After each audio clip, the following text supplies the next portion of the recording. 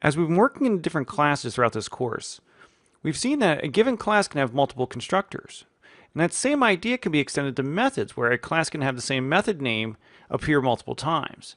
And this is a concept called overloading, the ability to use different parameter lists with a given method name or the constructor. Now the system has to have some way of identifying what constructor or what method you want to use.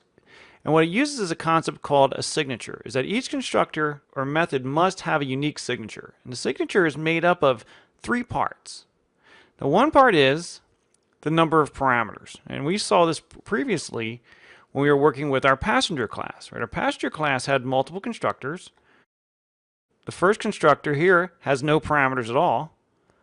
We had another constructor that accepted the number of free bags, so that had just one parameter. And then we had another version of the constructor that accepted free bags and checked bags. So it had two parameters. So the system was able to figure out which constructor we wanted to use based on the number of parameters we passed to the constructor. Now we're not limited to just the number of parameters. The signature is also affected by the type of each parameter. And we got to see this earlier when we were working with our flight class. And our flight class had, again, a constructor that took no parameters, a constructor that took just the flight number, so that was an integer parameter, but only one parameter, and another constructor that also has only one parameter, but this was a char for the flight class.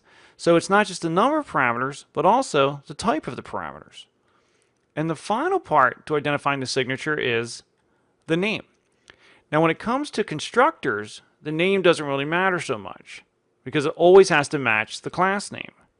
But when it comes to methods, the name is actually a really important part of that, because a given class can have multiple methods, each with their own unique name, but that one method name can also have different numbers of parameters and parameters of varying types. And we'll see some examples of that in our next clip.